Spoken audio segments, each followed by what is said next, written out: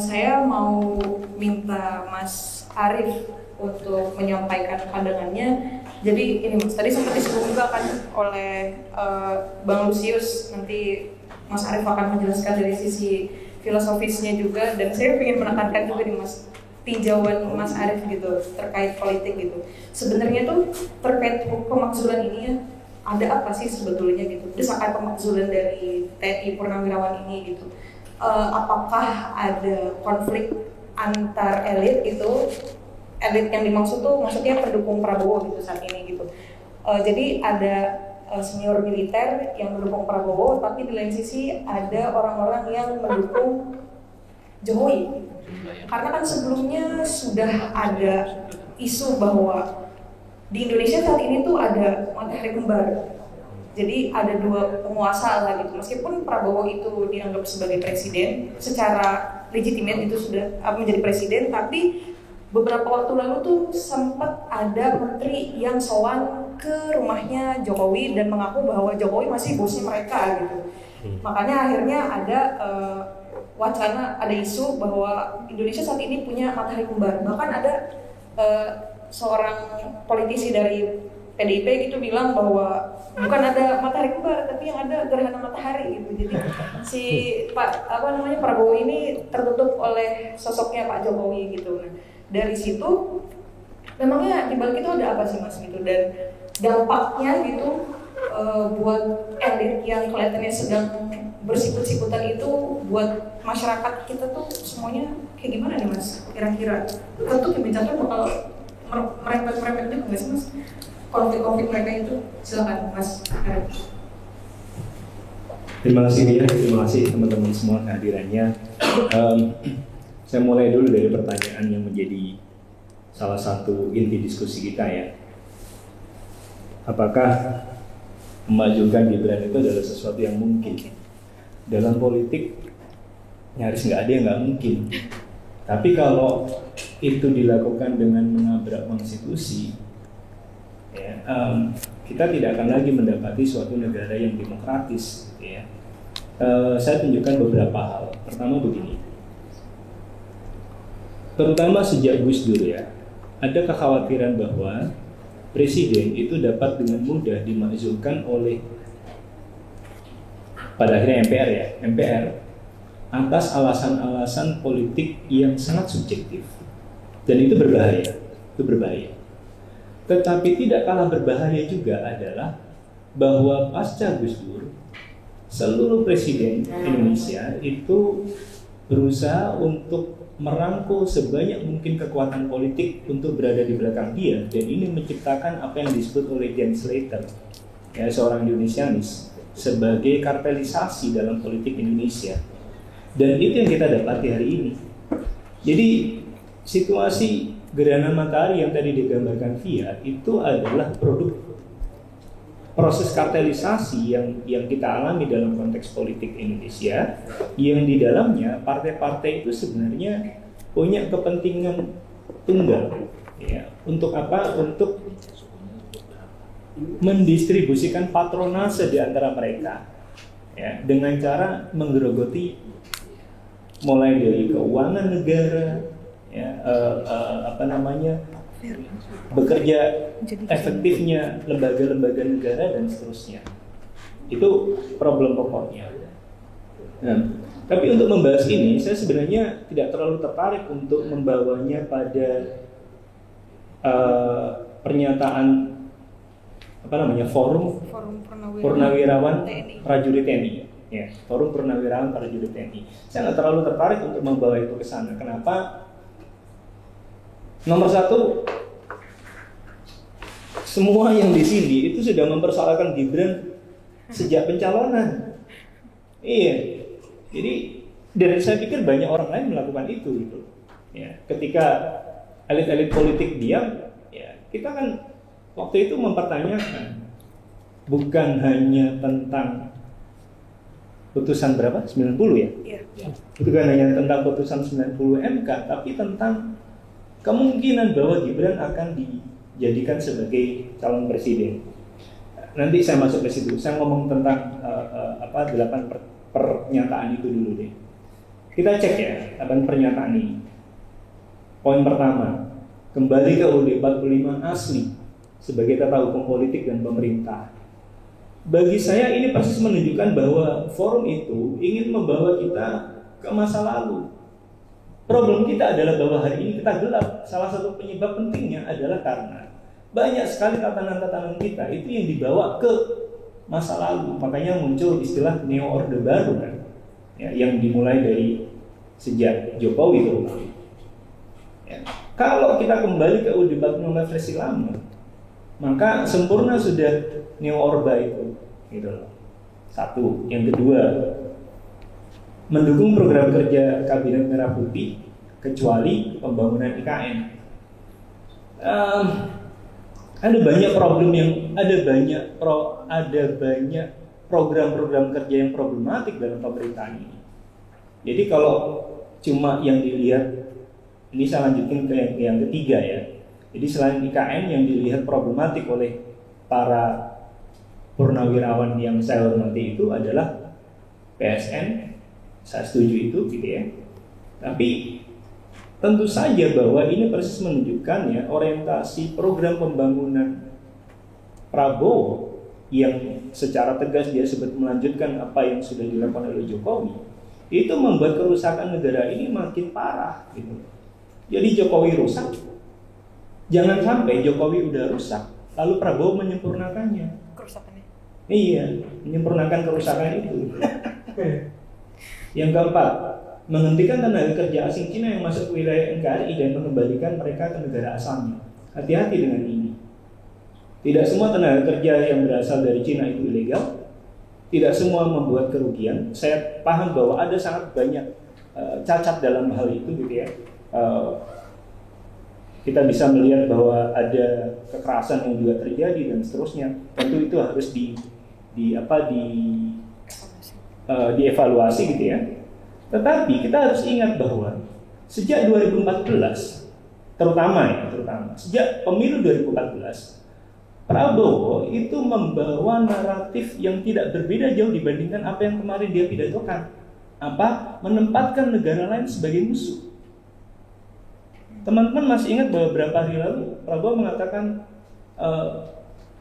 dia bilang saya berkata tidak kepada dominasi asing. Tapi kita lihat bahwa ada banyak sekali kontradiksi antara apa yang dikatakan oleh Prabowo dibandingkan apa yang dikerjakan dalam konteks program-program pemerintah. Saya khawatir bahwa nanti kalau makin lama banyak kegagalan yang terjadi, siapa yang salah? Asing.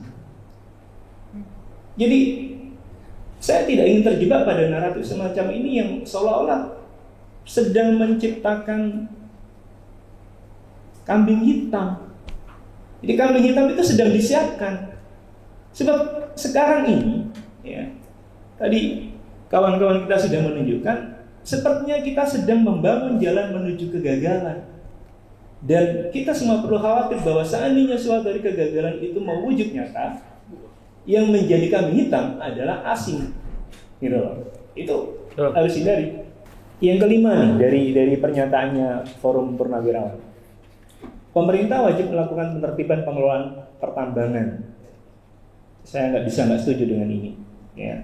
Termasuk merujuk pada pasal 33 yang sebenarnya juga problematik gitu ya. Bung Ferry lah lebih paham tentang itu. Nomor 6, reshuffle kabinet. Saya nggak yakin bahwa reshuffle kabinet itu menjadi sebuah solusi. Teman-teman cek dari zaman Gus Dur. Tidak satu pun reshuffle kabinet itu yang berhasil membuat kabinet menjadi bekerja lebih baik. Nggak ada. Kenapa? Karena motif utama reshuffle kabinet itu tidak lebih daripada membangun keseimbangan baru supaya kekuasaan menjadi lebih stabil. Lagi pula, yang paling problematik dengan pemerintahan ini itu bukan kabinetnya, melainkan struktur teratas dalam kabinet itu. Siapa? Presiden dan wakil presiden. Iya, jadi kalau mau beresin jangan tanggung. Ya. Terus nomor 7, mengembalikan Polri pada fungsi Kamtibmas. Ini bagian yang paling saya setujui. Ya, kita sudah melihat banyak sekali kerusakan sejak Jokowi memimpin negara ini. Nah, baru kemudian yang nomor 8 kan pemakzulan wakil presiden ya. Saya sekarang masuk ke situ. Sekarang masuk ke situ. Tapi begini, saya mau berangkat dari pertanyaan Via itu tadi tentang matahari kembar. Selain tidak ingin terjebak untuk membawa persoalan ini dalam arus yang ingin dikembangkan oleh para purnawirawan TNI, nggak semuanya kan, ada 300-an ya kalau nggak salah. Selain itu, saya juga nggak ingin terjebak untuk membawa problem Gibran itu dalam konteks pertarungan politik antara Prabowo dan Jokowi. Kenapa? Begini, saya nggak punya masalah dengan Gibran secara pribadi. Yang saya bahas adalah Gibran sebagai produk politik. Gibran sebagai produk politik itu sudah keliru sejak awal. Ya. Gibran menjadi wali kota Solo ketika bapaknya menjadi presiden. Kita tidak pernah mendapati hal semacam itu sebelum Jokowi. Tidak pernah. Apa artinya? Jokowi memberi sumbangan penting pada kerusakan yang terjadi hari ini. Jadi, kalau Gibran hari ini dipersoalkan sebagai produk politik sekali lagi ya, bukan sebagai person. From the very first time, sejak awal, Gibran sebagai produk politik itu sudah menjadi sebuah masalah, gitu. Apalagi sekarang. Nah, tetapi saya ingin membangun kewaspadaan begini. Nomor satu, sangat jelas bahwa Jokowi itu berusaha untuk terus-menerus ada dalam orbit politik nasional. Caranya banyak, mulai dari ngundang tukang nasi goreng ke depan rumah dia, ya, memberi hadiah kecil-kecil kepada, ya saya juga senang dikasih hadiah gitu ya, tapi tidak dengan cara merendahkan seperti itu yang sudah dia lakukan sejak menjadi presiden, ya.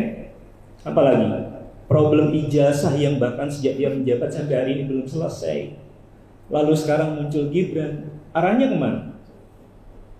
Jadi saya ingin meletakkan bahwa diskusi ini tidak tidak diarahkan ya untuk menggaungkan nama Jokowi dan Gibran terus-menerus sampai 2029. Enggak, itu yang pertama. Yang kedua, saya juga nggak ingin membawa diskusi ini untuk memberi keuntungan politik pada Prabowo, karena jelas bahwa kekuasaan Prabowo terancam oleh Gibran. Jadi Gibran itu tidak hanya menjadi sebuah produk politik yang bermasalah secara hukum, tidak hanya membawa masalah secara etis, tapi juga memberi ancaman pada Prabowo, dan itu yang kita lihat hari ini. Cuma Prabowo pakai tangan lain aja untuk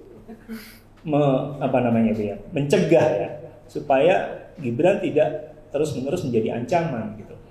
Dan kita semua paham lah itu. Yang berikutnya,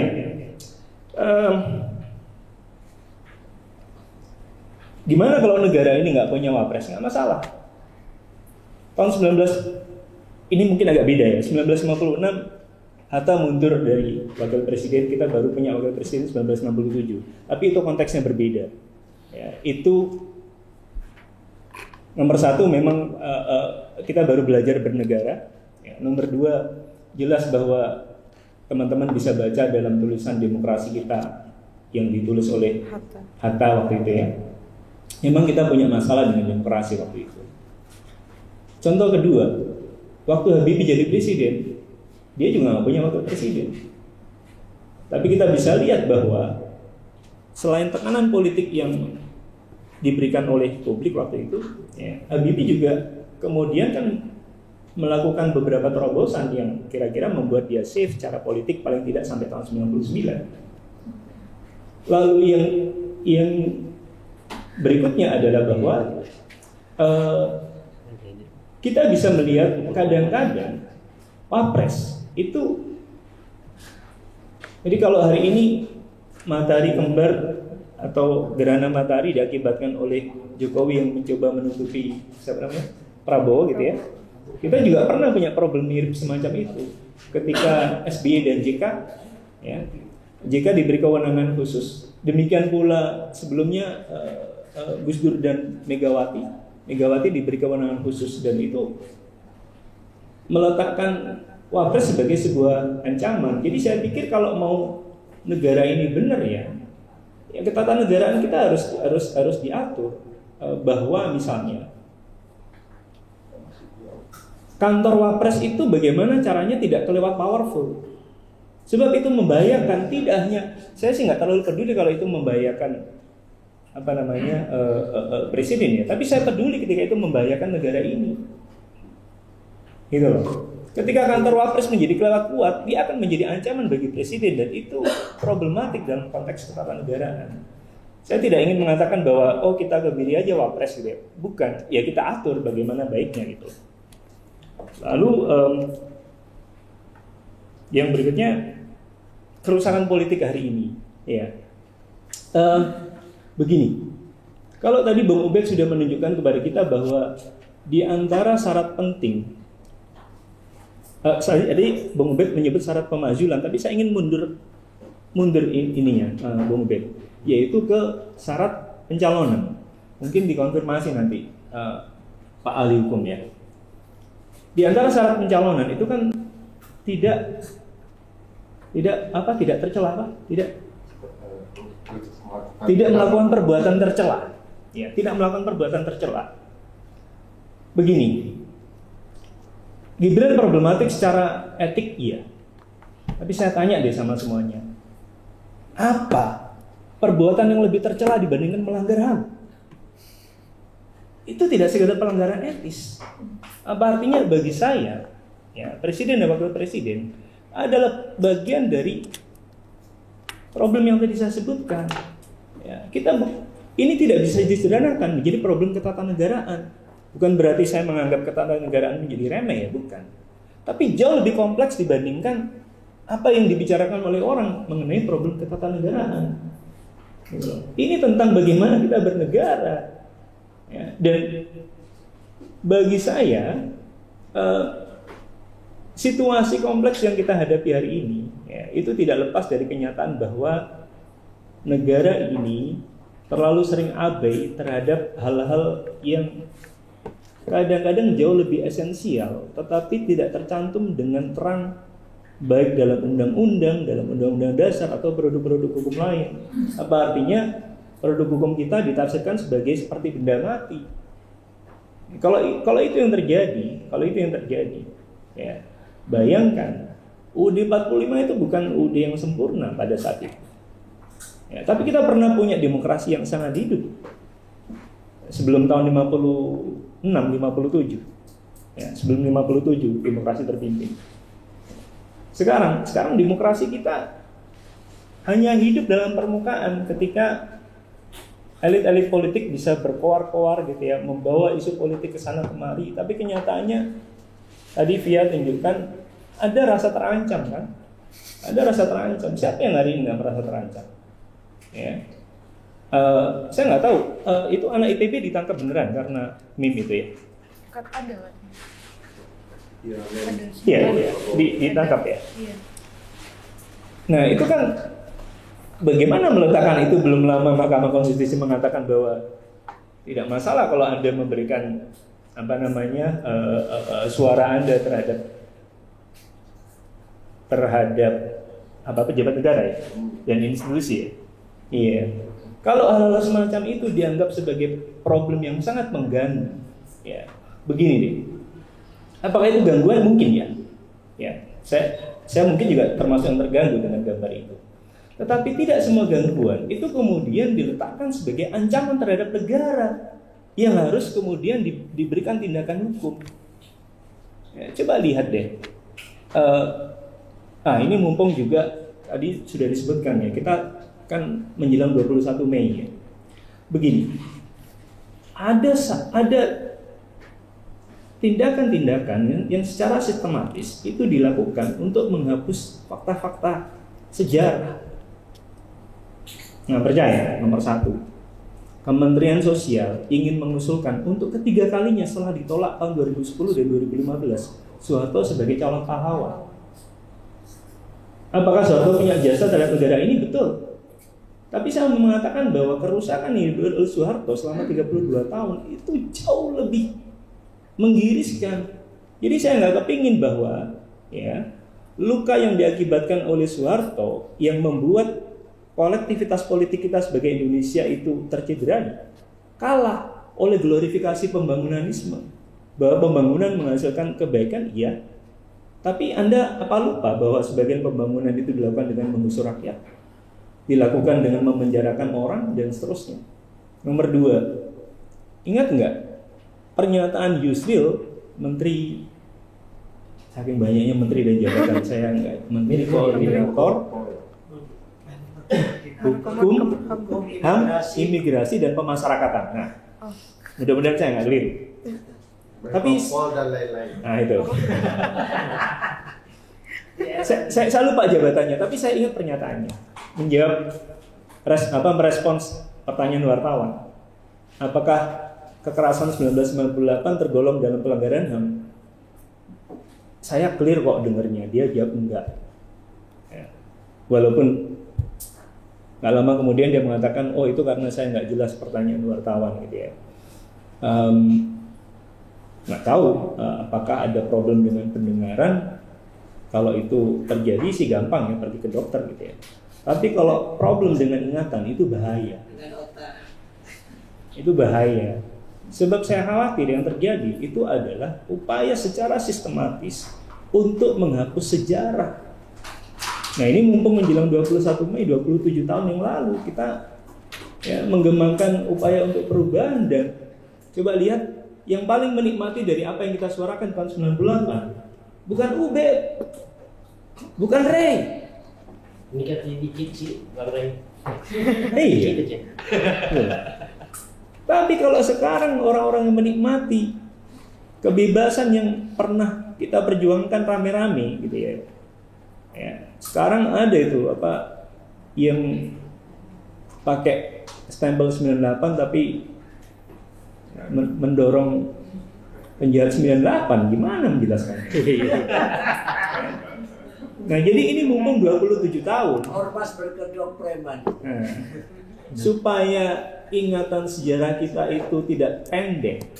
Ya, ingat bahwa di Filipina dalam jangka waktu yang kurang lebih sama, mereka bisa membalik situasi dari ya, Marcos sebagai diktator, ya, menjadi orang yang dielu-elukan sebagai pembawa kebaikan dan pembaruan Filipina. Sekarang ini semua negara-negara di Asia Tenggara demokrasinya sakit, dan saya nggak berharap bahwa Indonesia itu ada di paling atas dari jajaran negara-negara yang sakit demokrasinya. Ya, jadi mumpung 27 tahun reformasi, ya ayo kita segarkan ingatan, bukan cuma ingatan sebenarnya, tapi menyegarkan ingatan itu sebagai sebuah sebagai sebuah batu pijakan ya, batu pijakan ya, untuk bukan hanya menciptakan perbaikan terhadap tatanan politik kita, tapi juga menciptakan sebuah mekanisme yang memungkinkan bahwa elit-elit politik itu nggak seenaknya gitu.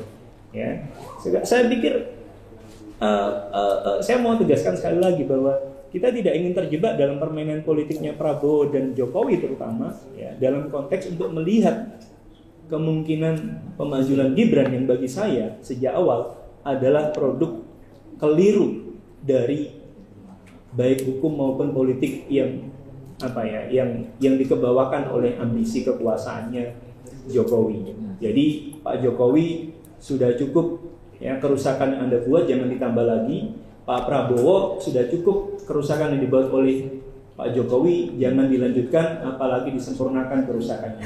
Terima kasih. Tadi kan sebelumnya udah disentil tuh oleh Mas Arief tentang ketatanegaraan kita tuh gak baik-baik aja, gak beres, sehingga memungkinkan terjadinya dalam tanda kutip korupsi politik lah yang ada di nasional gitu ya. Nah itu yang pertama, gimana pandangan Mas Ferry terkait hal itu. Terus yang kedua juga mau nanya soal pandangan Mas Ferry, Mas atau Pak ya? Udah. Oh udah. Ferry juga boleh. Sangat ya, oke. Udah Ferry terkait isu pemakzulannya Gibran gitu. Peluangnya seberapa besar dan mungkin bisa dijelaskan gitu prosesnya. Peluang sih Bang Ray sih. Kayak gitu. Terima kasih salah sekian teman-teman sekalian. Kalau bicara peluang, saya yakin Bang Rey yang akan lebih antusias untuk menyampaikan. Selagi Bang Rey ngomong sih peluangnya besar. Begini, polemik ketatanegaraan soal pemakzulan presiden, saya ingin mulai begini. Bahwa pemakzulan maupun presiden dan atau wakil presiden adalah peristiwa ketatanegaraan yang sudah diduga oleh penyusun konstitusi di mana saja berada, tidak hanya di Indonesia. Sesuatu yang oleh konstitusi memang bisa saja terjadi dan dicarikan solusinya. Tadi Mas Arief bilang tak perlu khawatir, sama, tak perlu khawatir. Bahkan jangankan memakzulkan wakil presiden, kedua-duanya saja tidak apa-apa. Menurut konstitusi Undang-Undang Dasar 1945, solusinya juga sudah diadakan. Bahkan presiden dan wakil presiden, MPR hilang dengan triumvirat, hilang juga sudah ada solusi ketatanegaraan. Apalagi kalau sekedar bicara apakah pemakzulan wakil presiden itu memungkinkan secara ketatanegaraan. Jawabannya tentu saja mungkin, bisa, boleh, dan lain-lain. Ini bukan sesuatu yang haram. Nah, problematikanya sederhana menurut saya. Apakah langkah-langkah dan jalur konstitusional sudah ditempuh untuk memakzulkan wakil presiden? Setidak-tidaknya ada dua penyebab ya wakil presiden dapat dimakzulkan. Dua saja kriteria pemakzulan. Satu, kalau dia diduga melakukan pelanggaran hukum. Ya. Kedua, tidak lagi terpenuhi syarat menjadi wakil presiden. Saya ambil contoh gamblang sebelum mengurai satu persatu. Yang pertama, contohnya kalau tiba-tiba dia membunuh orang, itu langsung akan terjadi mekanisme pemakzulan. Kurang apalagi bukti. Misalnya, ini contoh ya, ada CCTV presiden, wakil presiden berkelahi dengan adiknya, bicara soal apa macam-macam ya, apakah ada artis, tidak artis, yang lain-lain yang dulu pernah keluar itu. Timbul perkelahian lalu dia membunuh dan terlihat langsung. Bukti nyata, ya, tidak mungkin dapat dihindari, bukti kuatnya. Ya sudah, itu makzul langsung. Contoh kedua, soal tidak terpenuhi syarat, tiba-tiba dia gila. Pertanyaan besarnya, siapa yang perlu mempertahankan wakil presiden kalau ternyata dia gila? Ya? Tiap hari menyebut nama Ray Rangkuti ya. Saking karena khawatirnya dengan Bang Ray gitu ya, tiap hari sebut-sebut. Sehingga ini sudah gawat nih, itu pasti mas. Nah, saya mau urai berlahan satu-satu ya. Pelanggaran hukum itu terhadap 5 hal yang sangat-sangat luas. Satu, kalau dia terbukti mengkhianati negara. Tiba-tiba terdapat saja telegram yang memberikan atau membongkar ya, bahwa penggunaan jet pribadi dengan nomor lambung KFCLL ya, itu nomor lambungnya seingat saya dipakai oleh banyak pejabat. Pesawat jet pribadi itu ternyata adalah semacam gratifikasi untuk kepentingan bisnis, terbongkar gitu ya, untuk memberikan informasi atau kepentingan politik lain kepada negara lain. Wah, terbukti itu pengkhianatan terhadap negara. Kedua, korupsi suap. Sebenarnya korupsi dan suap ini satu bagian saja. Jadi ini kan artikel yang mencontoh artikel 2 Konstitusi Amerika. Karena waktu membuat pasal 7A, 7B itu semangat anti korupsinya sedang bergelora, Bang Rey, Bang Ubed dan kawan-kawan itu sedang nafsu betul soal pemberantasan korupsi. Maka tidak hanya kata suap, kata korupsi pun dimasukkan. Nah, jadi supaya paripurna untuk mengadili pelaku kejahatan korupsi ketika itu masukkan. Nah, kalau ini terbukti, berbagai isu sudah banyak dibicarakan ya. Ada film Mas Dandi Laksono ya, soal peran keluarga Presiden Joko Widodo dalam berbagai bisnis tambang di Indonesia. Nah itu sebenarnya kalau anggota DPR kita mau, itu sudah menjadi satu ulasan untuk diajukan ke dalam rapat paripurna DPR sebagai usul pendapat DPR bahwa wakil presiden punya masalah konstitusional, terutama masalah hukum. Yang keempat, kan sudah 4 ya, melakukan tindak pidana berat lainnya. Saya sudah contohkan tadi, misalnya pembunuhan, gitu ya, perdagangan orang, penculikan, apa sebutlah pidana berat lainnya ya. Kurang lebih sepengetahuan saya kalau di tindak pidana pencucian uang ada 26 plus jenis kejahatan yang bisa dipermasalahkan sebagai kejahatan berat. Nah itu kalau itu dilakukan salah satunya saja itu sudah terpenuhi syarat untuk diusulkan. Terakhir yang super penting tadi juga sudah diulas oleh Mas Ari, soal wakil presiden terbukti melakukan perbuatan tercela. Saya agak berbeda concern apa kasusnya. Saya lebih cenderung kasusnya fokus kepada apa yang terjadi di Mahkamah Konstitusi sehingga kemudian dia dapat mencalonkan diri. Bagaimana ini jadi fokusnya sederhana karena memang terjadi perubahan luar biasa ya, di dalam proses penyelenggaraan pemilu. Usia yang bukan 40 tahun ternyata bisa mencalonkan diri karena ada skandal besar di Mahkamah Konstitusi. Sampai hari ini, detik ini, mungkin 5 detik ke depan belum ada yang menjawab tudingan yang kami sampaikan di film Dirty Food bahwa ada permainan di sidang Mahkamah Konstitusi yang melibatkan paman Gibran dan Gibran itu sendiri ikut menikmati skandal itu, bahwa mengubah undang-undang pemilu menjelang hari pemilu berlangsung untuk memudahkan langkah ponakannya dapat menjadi calon presiden. Kurang tercela apalagi itu. Undang-undang ini berlaku erga omnes untuk semua orang ya, mengikat bahwa hanya orang yang berusia 40 tahun dengan berbagai syarat lainnya dapat mengajukan diri menjadi calon, salah satunya jadi calon wakil presiden. Tiba-tiba ada satu-satunya orang di muka bumi bolak-balik ke Mars ketemunya satu orang ini aja cuman yang pakai undang-undang. Bang Lusius ini kan punya keinginan juga jadi wakil presiden. Iya, udah sempat. Udah berapa kali ingin tuh orang teman-teman dari timur dan dari barat Pulau Sumatera ingin sekali. Nggak ada wakil presiden kita yang orang Indonesia Timur dan orang Pulau Sumatera yang muda-muda. Bang Lusius masih muda kan ya? Masih. Nah. Sudah lewat umurnya 40 tahun, tak dapat kesempatan. Ini belum 40 tahun, tiba-tiba secara ajaib ya, bisa. Apalagi perkaranya itu sempat didaftarkan hari libur. Di Mahkamah Konstitusi tidak pernah ada perkara yang didaftarkan hari libur. Kecuali itu. Kebetulan si paman di hari libur itu masuk kerja.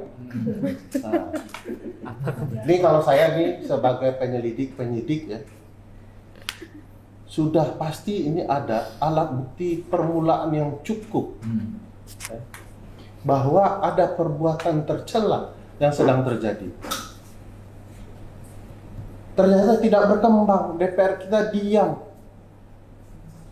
Padahal kalau anggota DPR punya semangat menegakkan konstitusi, itu barang sudah diajukan usulnya. Nah, ya mau tersandera, mau titik sandera, apapun itu, yang jelas anggota DPR kita tidak melihat ini sebagai upaya untuk dilindungi dan ditegakkan di dalam proses impeachment wakil presiden. Kedua, kalau mau dikaitkan syarat tidak terpenuhi syarat, ini menarik nih. Sampai hari ini pasal 169 huruf Q Undang-Undang 7 tahun 2017 tentang pemilu masih menyebutkan syarat menjadi calon itu 40 tahun. Masih. Hanya putusan MK yang mengubahnya. Ya. Putusan MK itu skandal. Jadi kalau ada yang mengajukan usulan untuk menggugat, mengimpeach wakil presiden telah melanggar syarat yang ditentukan undang-undang pemilu, ini nulisnya gampang. Tidak memenuhi syarat lah. Ya, saya sehari lah dibantu Bang Rey setengah hari jadinya untuk mengusulkan secara tertulis bahwa telah terjadi pelanggaran syarat menjadi calon presiden. Gampang sekali menjelaskannya. Nah, timbul pembahasan begini. Lah segampang ini kok nggak ada usulan gitu ya. Kenapa Bang Ubed ya, cuma Bang Rey, Kak Lusius, Mas Ari yang heboh-heboh gitu ya. Saya tidak termasuk yang heboh ya. Saya mensupport yang heboh-heboh. Jadi heboh film dari kita. Tidak pernah mengajukan ini. Saya ingat kalau soal kasus ini dulu pernah anggota DPR mau merencanakan menandatangani. Berapa banyak orang yang bisa mengusulkan dan menandatangani usulan itu? Sedikit sekali. Cuman 25 orang minimal dari 2 fraksi yang berbeda. 25 orang. Anggota DPR kita 580.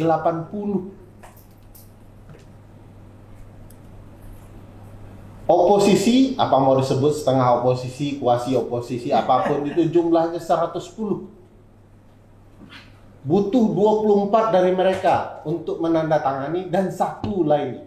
Masa nggak ada orang yang agak sedikit berani di PKS, di Nasdem, di Demokrat, gitu ya, di Gerindra, kalaupun Purnawirawan itu kan diterima sebenarnya oleh Presiden ya. Kata Presiden melalui Pak Wiranto, untuk sebagai usulan tentu kami menampung. Nah ini menarik. Ditampung istana. Walaupun aspirasi tidak tunggal. Biasanya kalau politiknya tidak cenderung mendukung, tidak akan diterima aja, tidak akan ada respon dari istana. Tapi kemarin direspon. Masa tidak ada 1 orang membantu oposisi bergerak? Masa oposisi tidak bergerak dengan usulan ini? Gerindra tertarik ya. Tertarik kayaknya ya. Tertarik tapi masa tidak ada 25 orang masuk. Bagi saya mungkin ya sebelum diusulkan oleh 25 orang dikeluarkan dulu tulisan apa saja alasan bahwa usulan ini boleh ditindaklanjuti. Jadi ada kertas ya yang menjelaskan usulan pemakzulan impeach wakil presiden sebagai pendapat DPR untuk diusulkan kepada paripurna. Nah, ini bagian mudahnya, bagian yang tidak tersentuh hingga detik hari ini. Nah, bagian sulitnya lagi. Bagian sulit ini tidak perlu dipertimbangkan karena namanya juga sulit. Yang mudah saja tidak selesai, apalagi bagian yang sulit. Kita akan bahas bagian yang sulit ini setelah 25 orang ini mengeluarkan. Saya janji itu sama Bang Lusius. Akan ada lagi forum bahas bagaimana memecahkan kesulitan, kebuntuan. Setelah 25 akan dibutuhkan 2/3 anggota DPR untuk hadir dalam sidang paripurna untuk menentukan 25 orang yang mengusulkan presiden telah melanggar hukum atau tidak memenuhi syarat menjadi wakil presiden itu. Jadi sekitar 387 orang. Sulit. Oposisi tadi 110 ditambah Golkar, ditambah Gerindra belum sampai. Kecuali parlemen kemarin betul-betul mewakili aspirasi publik luas ya. Nah, baru mungkin seluruh partai itu bergerak. Yang terbayang dengan saya kalau 25 aja masing-masing partai selesai itu. Nah, karena ini sulit, ini hanya akan bisa dijelaskan menurut saya kemudian. Saya mau terangkan yang berikutnya. Apakah langkah para purnawirawan itu bisa dianggap salah? Salah tidak, tapi tidak tepat secara prosedur ketatanegaraan. Tapi apakah tidak tepat secara prosedur ketatanegaraan itu salah secara politik? Nah, nanti dibahas. Nanti yang akan membidasnya Bang Rey. Secara ketatanegaraan harusnya purnawirawan selain mendatangi presiden juga mendatangi DPR. Siapa tuh yang 25 orang kira-kira ya? Teman Bang Ubed berapa tuh? 10 sudah. Teman Bang Rey 10. Teman Bang Lusius 5 kabarnya Mas. Udah selesai. Udah selesai. Nah, orang ini kurang berteman sama orang-orang ini. Semenjak mereka masuk DPR mereka menarik diri. Itu salahnya mereka.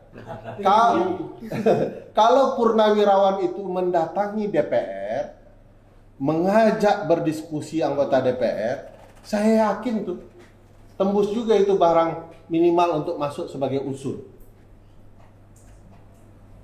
Kalau DPR punya niat, agak ragu saya. Kalau DPR punya niat dari sebelumnya mereka sudah memanggil purnawirawan untuk RDPU. Kenapa nih ribut-ribut? Kami kasih tahu dong apa, supaya mereka bisa menentukan langkah apa yang akan mereka pilih. Menggunakan hak interpelasi, bertanya-tanya, gitu ya. Apa yang sedang terjadi, bagaimana. Menggunakan hak angket, langsung melakukan penyelidikan, bahwa apakah wakil presiden memang punya masalah, gitu ya. Atau langsung menyatakan pendapat, ya. Nah, itu menarik. Faktanya sampai sejauh ini tidak. Jadi menurut saya langkah purnawirawan ke DPR akan luar biasa menurut saya. Tapi kalau kita ulas, apakah secara politik langkah bertemu presiden salah? Nah, kalau secara politik nggak ada yang salah. Apalagi presiden adalah ketua umum partai. 80-an anggotanya itu. Dari 80 itu tiba-tiba 25 orang ya sadar diri ya, insaf. Dapat hidayah untuk mendukung usulan pencalonan, ya bisa saja. Nah, sepertinya purnawirawan berpikir bahwa menggunakan pendekatan politik sebelum ke parlemen merupakan langkah yang baik untuk mengkonsolidasikan partai-partai di parlemen. Saya berharap demikian ya. Ini kan harapan-harapan yang dilakukan purnawirawan. Dari 8 usul purnawirawan itu satu saja yang saya tidak setuju ya, soal kembali ke Undang-Undang Dasar naskah awal itu ya. Poin pertama. Iya, poin pertama itu selain salah diksi juga bisa merusak ketatanegaraan. Padahal yang 7 lainnya luar biasa gitu ya. Saya kalau dibilang Bang Ubed kalau dan tidak ada poin nomor 1, Bang Ubed bilang persusunkan 15 halaman usulan kenapa calon wakil presiden melanggar hukum dan tidak memenuhi syarat. Saya buatkan 25 halaman. Tapi gara-gara ada poin nomor 1 ini jatuh mental saya itu. Kalau poin nomor 9? Kalau yang dihapus. sembunyi-sembunyi dihapus itu ya. Wah, itu lebih setuju. Saya pikir semua pilihan ketatanegaraan melihat kondisi yang ada, terutama wakil presiden, jujur saja, ini saya sama dengan beliau, ini bukan soal kebencian kenal, tidak saya dengan Gibran, tapi rasa-rasanya ini tidak fair bagi banyak orang dalam bernegara. Kita lihatlah kualitas Pak Wakil Presiden. Saya mohon maaf ya, beliau bicara bonus demografi, tapi kalau kayak SMA yang dibagi-bagi itu make up gitu ya, skincare ya, kata Rocky yang bagus tuh brain care ya, karena brainnya yang bermasalah. Tuh ketemu cowok-cowok siswa SMA yang rambutnya gondrong didatangkan tukang gunting rambut gitu ya. Saya pikir ini wakil presiden atau kepala sekolah di SMA gitu ya. Karena waktu dulu kepala sekolah saya sering nangkap rambut kami gondrong-gondrong gitu. Apalagi digotong. Iya, apalagi digotong itu langsung botak gitu ya. Nah, ini kan tidak selevel wakil presiden sebagaimana mestinya. Wakil presiden itu harus punya kualitas wakil presiden, sebab dia akan membantu presiden. Kan pasal 4 ayat 2 Undang-Undang Dasar ya, presiden dibantu oleh seorang wakil presiden. Pembantu utama itu selain dibantu oleh menteri-menteri di pasal 17 Undang-Undang Dasar. Nah, fungsi wakil presiden itu jauh lebih hebat dari para menteri. Kalau presiden bermasalah, bahkan kalau mangkat, berhalangan tetap, maka wakil presiden yang menggantikannya. Maka saya sering menggunakan analogi wakil presiden itu ban serap. Ban serap itu di tempat ban serap, tidak menggelinding dia bersama ban utama. Tapi kualitas ban serap harus sekualitas ban utama. Sebab kalau nanti perjalanan ketatanegaraan kita bocor, rusak, bermasalah, ban serap juga bermasalah. Untuk apa ban serapnya ada? Saking pentingnya ban serap yang namanya wakil presiden. Nah, kualitas wakil presiden inilah yang kemudian dipertanyakan bermasalah.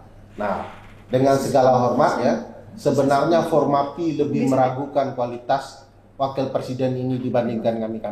Karena tidak ada foto wakil presiden di sini. Dan terima kasih.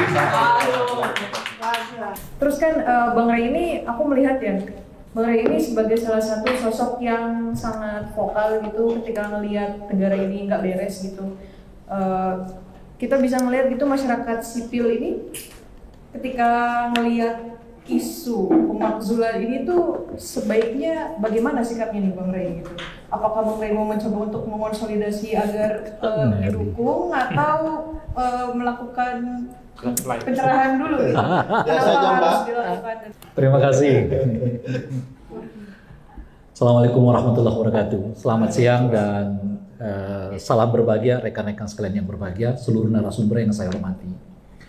Kalau tadi udah Ferry menyimpulkan 2 kalimat sebagai dasar untuk pemakzulan presiden itu, yaitu melanggar hukum dan tidak memenuhi syarat atau apa tadi ya? Nah ini sebetulnya salah satu persoalan terbesar kita itu, karena alat ukurnya itu selalu hukum. Padahal mestinya soal etik juga penting dijadikan sebagai acuan untuk bisa menyatakan apakah seorang presiden itu atau wakil presiden itu masih dapat dipertahankan atau tidak. Bahwa misalnya ya produk lahirnya wakil presiden itu berdasarkan proses seperti yang kita kenal kemarin, nah itu justru sebetulnya memperlihatkan kepada kita ada pelanggaran etik yang cukup besar terkait dengan pensahan permohonan pengajuan terkait dengan persyaratan usia wakil presiden dan presiden itu gitu. Nah, selama kita mau mendekatinya secara hukum, ya tentu itu penting ya, tapi akan selalu prosesnya menjadi politik hukum gitu. Nah, politik hukum itu tergantung kepada kemauan hukum politiknya seperti apa, kadang-kadang begitu. Nah itu satu. Nah yang kedua, apakah mungkin anggota DPR berani maju ke depan untuk katakanlah mengusulkan langsungnya ujian pemunduran terhadap wakil presiden gitu. Saya kira situasinya sekarang ini justru terbuka kemungkinan itu gitu. Jadi partai-partai politik kelihatan sekarang ini sedang menunggu sejauh apa tuntutan terhadap pemakzulan wakil presiden ini akan bergema atau tidak. Kenapa saya katakan begitu? Karena hingga hari ini loh ya, khususnya partai-partai pendukung Gibran, ya, karena yang objeknya ini adalah Gibran gitu, belum ada satupun yang tampil ke depan untuk mengatakan menolak permintaan itu gitu. Jadi semuanya diam tuh. Seperti Pak Prabowo diam juga. Saya udah mengatakan di beberapa tempat, kalau membaca pernyataan Pak Wiranto yang merupakan hasil pertemuannya dengan Pak Prabowo, bacaan saya itu sikap Pak Prabowo itu masih 50-50 gitu. Jadi mungkin ya ikut serta di dalam tuntutan dari para purnawirawan, tapi boleh jadi tidak gitu. 50-50. Sebab kenapa gitu?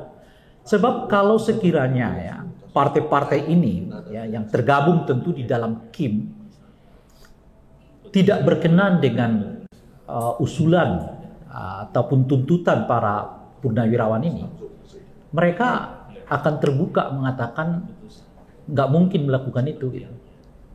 Pertanyaannya apa yang membuat mereka nggak meresponnya sampai sekarang? Apakah karena mereka merasa bahwa nggak penting-penting amat, atau sebaliknya karena memang sedang menunggu kemungkinan sejauh apa isu ini menggelinding gitu loh. Sejauh mana isu ini diterima oleh publik. Alias sebetulnya kalau pada tingkat tertentu partai-partai ini tidak sedang menolak ya tuntutan pemakzulan Gibran, alih-alih menolak yang ada kelihatan adalah membiarkannya sejauh mana tuntutan ini berproses gitu. Kan nggak ada tuh. Partai mana yang secara terbuka mengatakan menolak tuntutan dari para purnawirawan itu gitu. Hampir nggak ada kan gitu. Hampir kita nggak temukan gitu. Nah artinya apa? Artinya mungkin partai-partai ini akan lihat sejauh apa isu ini menggelinding ke depan gitu. Nah kenapa partai-partai membiarkan itu? Ya sebetulnya bacaan saya karena memang tidak ada basis yang cukup kuat sebetulnya mempertemukan antara partai ini dengan Gibran gitu. Kalau kita bercerita misalnya soal visi, is okay lah. Visi itu kan bawaannya Pak Prabowo. Jadi kalau Gibran pun pergi, visi nggak terganggu gitu. Kalau kita berbicara apalagi kedekatan personal gitu, ya mohon maaf, Pak Prabowo, Pak Jokowi dengan ketua-ketua partai ini, kedekatannya itu lebih bersifat pragmatis.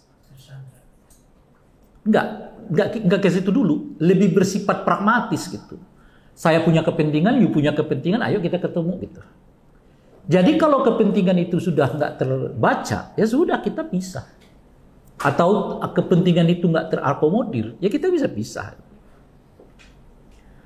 Nah, jadi ukuran pertamanya adalah visi, ukuran keduanya adalah kepentingan pragmatis, ukuran ketiganya berbasis ideologi. Ideologi apa yang terbangun antara keluarga Pak Jokowi dengan partai-partai Kim? Gitu. Nggak ada, karena mereka memang ketemunya berbasis pragmatisme gitu. Nggak ada ideologi yang sama-sama mereka usung ya, untuk sama-sama mereka perjuangkan. Nah, yang keempat, ya ini yang keempat tuh, itu yang tadi disebutkan oleh Bung tadi itu, apakah sebetulnya persetujuan mereka terhadap Gibran itu murni merupakan pilihan politik yang didasarkan pada kesadaran atau tidak? Alias saat itu mereka mendukung, ya harus ada persoalan popularitas Pak Prabowo, Pak Jokowi, tapi saat yang bersamaan, saat itu Pak Jokowi sedang presiden loh, yang punya kekuasaan yang, ya kalau namanya presiden, hampir menjangkau semua aspek. Nah, itu dia tuh, 4 faktor itu menurut saya. Nah, berdasarkan 4 faktor itulah, menurut saya, sekarang yang melemah semua tuh, divisinya mulai banyak dikoreksi oleh Pak Prabowo sendiri, IKN nggak lanjut, ini itu macam-macam dan sebagainya. Yang kedua adalah kepentingan politiknya juga mulai nggak ketemu, ya kan? Apalagi ya ketika Pak Prabowo bertemu dengan Ibu Mega, saya kira itu semacam deklarasi dari Pak Prabowo bahwa ke depan ini saya lebih tepat berteman dengan Ibu Mega ketimbang Pak Jokowi gitu loh. Alias masa depan kekuasaan Pak Prabowo itu ada bersama dengan Ibu Mega dibandingkan bersama dengan Pak Jokowi. Ibu Mega adalah masa depan, Pak Jokowi adalah masa lalu, kira-kira begitu. Kalau Pak Jokowi punya partai, beda lagi. Ya, kan paling hebat mungkin dapat 4%. Kan udah diuji kemarin, nggak sampai 4% kan. Gitu. Apakah beliau akan masuk ke Golkar? Kalau Golkar mau terima Pak Jokowi, itu dari kemarin gitu loh. Saat beliau jadi presiden atau pasca mundur. Tapi hingga hari ini Golkar hanya membicarakan kami terima, ya kan semua partai juga terima Pak Jokowi, tapi ya jadi kader biasa, gitu. Mungkin satu-satunya partai yang nggak mau terima Pak Jokowi itu cuma PDI kan sekarang ini. Gitu. Tapi Pak Jokowi mau masuk ke partai manapun silakan aja, semua partai pasti terima. Cuma ya, you harus ikut proses. Kader biasa dulu gitu kan, lalu ikut pelatihan itu ya nggak bisa ujuk-ujuk jadi dewan pembina gitu loh Bang. Iya, nggak bisa. Itu terjadi kalau you punya kekuasaan gitu. Nah jadi terus yang bisa dilakukan oleh Pak Jokowi itu apa ya? Ya membesarkan katakanlah dalam ini PSI kan kira-kira gitu. Tapi sebesar apa PSI untuk 2029? Ya, paling hebat mungkin 4%, ya. Udah hebat lah itu oleh 4%. Kalau mungkin gitu ya, artinya kan udah kebalap nih. Makanya saya mengatakan masa lalu tuh, kalau dilihat dari perspektif kepentingan politik gitu ya. Jadi nggak ketemu nih. Makanya menghadapi situasi yang seperti ini, Pak Prabowo minta ketemu Ibu Mega gitu ya. Dan paling menarik itu nggak pakai persyaratan administratif dari Pak Prabowo. Sebagai presiden kan, ya bayangan kita namanya presiden, ya orang lah yang datang kepada beliau, bukan beliau yang datang kepada orang gitu. Tapi kenyataan beliau datang kepada orang, administrasinya justru dibuat oleh Ibu Mega, bukan dibuat oleh presiden gitu. Datang malam hari ya, iya, gue datang deh. Gitu. Terserah ibu mau jam berapa ya, gitu. Dan kira-kira gitu, ya. Di rumah saya aja ya, oke. Tapi saya belum siapin nasi goreng nih, nggak apa-apa bu, yang penting ketemu ibu aja. Gitu. Nggak ada salah administrasinya. Saking ininya, itu deklarasi bahwa Ibu Mega ini bagi Pak Prabowo adalah masa depan dan keluarga Pak Jokowi adalah masa lalu. Dan memang menurut saya faktual politiknya begitu. Hari-hari ini kan posisi Pak Jokowi terus menerus ya apa namanya itu ya terlemahkan gitu. Ini kan diserang terus menerus nih. Ya ijazah palsu, ya kan kemudian SMK, ya posisi Arfi, lalu terakhir ini adalah soal anaknya wakil presiden yang hendak dimakzulkan. Coba dari semua isu itu ada nggak satu partai yang bela Pak Prabowo? Pak Jokowi, gitu. Dari semua isu itu. PSI nggak di parlemen pula. Iya, aku nggak dalam konteks ini saya nggak bicara PSI ya. Polisi. Iya, ada nggak dari semua isu yang saya sebutkan itu? Hampir nggak ditemukan. Partai-partai itu mau berkomentar. Projo. Ya saya nggak bicara itu, kalau itu ya itu maksud saya. Bukan. Partai-partaian tidak termasuk. Partai-partaian tidak. Iya, menurut saya kalau itu ya kita nggak bicarakan itu gitu. Nah saya bicarakan yang kayak saya bicarakan yang konteks kita tadi gitu, konteks yang partai pendukung itu. Kalau PS itu kan partai keluarga Pak Jokowi lah ya kan, dan sebagainya itu. Nah di situ. Nah jadi oleh karena itulah kelihatan. Nah menariknya sekarang ini adalah mengapa Pak Prabowo bersikap 50-50 gitu? Karena menurut saya Pak Prabowo mendapatkan keuntungan politik dari isu ini gitu. Apa keuntungan politiknya? Ya ini isu yang bisa nekan keluarga Jokowi untuk tidak tanda kutip lah terlalu jauh cawe-cawenya gitu lah kira-kira. Jadi ibaratnya kalau ada apa-apa nanti Pak Jokowi saya kesulitan loh nahan isu ini kan kira-kira gitu ya kan. Nah itunya. Kalau ada membuat lagi misalnya peran Pak Jokowi menguat lagi gitu, mungkin satu orang dari anggota DPR pendukung Kim akan bicara, saya setuju tuh. Nah, kira-kira gitu tuh. Dalam bahasa apa? Yang lain tuh dalam bahasa isu ini mungkin akan dipakai oleh Pak Prabowo justru untuk bernegosiasi dengan Pak Jokowi gitu kan. Dan ini pola justru yang diperkenalkan oleh Pak Jokowi kepada para politisi kita. Pola apa itu? Pola menggunakan kelemahan orang lain untuk nekan dia gitu loh. Kan itu pola yang kita kenal selama ini kan. Isu soal siapa misalnya. Oh, kasus hukumnya. Kasus ininya. KTPZ macam-macam. Nah, sekarang ibaratnya pola itu juga yang mulai dipakai. Kita mengistilahkan itu dengan politik sandera gitu ya kan. Jadi orang apa namanya itu sikap politik orang ditentukan oleh sandera politik yang melingkupinya gitu. Nggak sehat sebetulnya bagi demokrasi kita gitu. Tapi nggak bisa juga kita salahkan orang itu punya masalah gitu kan. Nah ini menurut saya juga yang mungkin sedang dimainkan oleh Pak Prabowo. Makanya sikap dia 50-50. Nah kenapa Pak Prabowo 50-50 dan merasa bahwa isu ini penting bagi dia untuk dipegang gitu? Karena seperti yang saya sebutkan itu tadi, sejak beliau sebetulnya ketemu Ibu Mega, dia itu semacam deklarasi bahwa dia mau mengatakan bahwa presiden itu ya saya sendiri, gitu loh kira-kira itu ya. Nggak ada yang namanya matahari kembar, nggak ada yang namanya apa namanya itu ya, boneka atau presiden bayang-bayang seperti disebutkan oleh Pak Prabowo gitu. Dan itu ditegaskan oleh beliau pada pidato tertentu itu. Tapi tentu harus lebih kuat untuk memperlihatkan itu dengan cara sikap laku politik sehari-hari. Nah, yang kemarin kan udah kita lihat tuh salah satunya. Beliau membatalkan mutasi yang dilakukan oleh Panglima hanya 1 hari setelah mutasi itu dilakukan. Presiden tuh saya, gitu loh kira-kira ya kan, bukan siapa-siapa gitu. Kan terlalu kentara banget itu ya.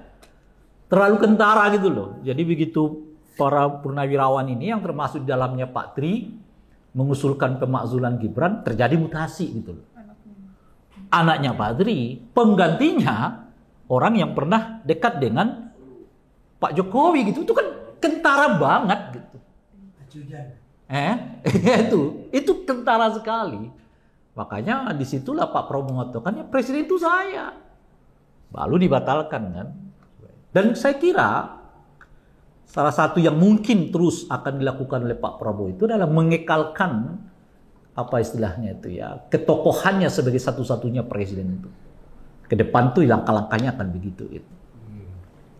Nah itu kepentingan Pak Prabowo. Tapi saya kemarin misalnya adalah salah satu apa namanya itu ya, acara televisi swasta, saya mengatakan saya mau menduga juga bahwa para purnawirawan ini membaca apa yang menjadi apa istilahnya itu ya langgam dalam setidaknya 6 bulan terakhir yang dilakukan oleh Pak Jokowi itu nggak hanya sekedar urusan orang silaturahmi gitu loh. Gitu. Terus apa gitu? Mungkin para purnawirawan itu membaca betul memang ada keinginan untuk menaikkan citra Pak Jokowi dalam kerangka apa? Dalam kerangka membuat apa yang disebut dengan istilah matahari kembar itu gitu. Nah, itu mungkin yang dibaca oleh apa namanya itu ya, para purnawirawan ini. Makanya kalau kita baca di dalam apa istilahnya itu ya, rentetan dari rangkaian tuntutan 8 itu, sebetulnya materi paling kuatnya itu adalah menginginkan Pak Prabowo tampil sebagai presiden yang betul-betul dirinya gitu loh, itu intinya tuh. Makanya ada 3 menurut saya tuh ya poin di dalam tuntutan itu yang sebetulnya mempertegas, bahkan mungkin 5 dari 8 tuntutan itu yang mempertegas keinginan supaya Prabowo jadilah macan gitu lah kira-kira itu. Macan dalam pengertian yang dibayangkan orang selama ini gitu, bukan hanya macan panggung gitu. Istilah saya macam podium gitu ya. Apa itu? Satu soal batalkan IKN, karena IKN itu merupakan simbol dari apa namanya itu, legasinya Pak Jokowi kan gitu ya. Kedua, batalkan PSN gitu. PSN itu juga ya memang ada alasan-alasan strategisnya ya kan. Tapi itu kan mereka juga mau mengatakan PSN itu dulu di apa nama istilahnya itu diobral oleh Pak Jokowi ya untuk kepentingan menumbun oligarkinya gitu. Nah itu simbol kedua. Simbol yang ketiga apa? Kepolisian tidak lagi di bawah presiden tapi di apa namanya itu di bawah Departemen Dalam Negeri. Ya saya boleh itu diskusi yang perlu kita lanjutkan memang gitu. Tapi saya mau mengatakan mungkin sebetulnya yang mereka mau mengatakan itu kalau Pak Prabowo mempertahankan Sigit sebagai apa namanya itu ya Kapolri, institusinya itu harus di bawah Departemen Dalam Negeri. Itu kira-kira tuh. Kecuali mungkin kalau Pak Sigitnya diganti, nah artinya kepala Kapolrinya betul-betul Kapolri yang dipilih oleh Pak Prabowo itu. Nah itu mungkin perbaikan dalam konteks apakah institusi kepolisian ini di bawah Departemen Dalam Negeri itu tidak terlalu signifikan. Gitu. Nah itu yang keempat. Yang ketiga. Yang keempat adalah itu menteri-menteri Pak Jokowi diberhentikan, di reshuffle.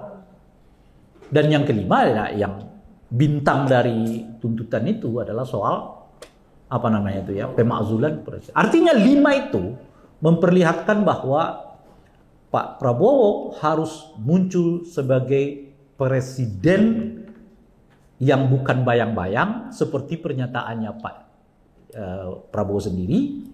Atau presiden macan seperti yang digambarkan oleh banyak orang itu. Gitu. Jadi enggak. Yang nomor 9 kok nggak disebut? Oh, karena enggak manifest ya. Saya mau ambil yang manifestnya aja. Gitu. Nah itu ininya itu sebetulnya gitu. Apa poinnya itu? Jadi poin pentingnya dan itu saya sempat tanyakan dan mereka mengatakan oh iya itu sebetulnya gitu.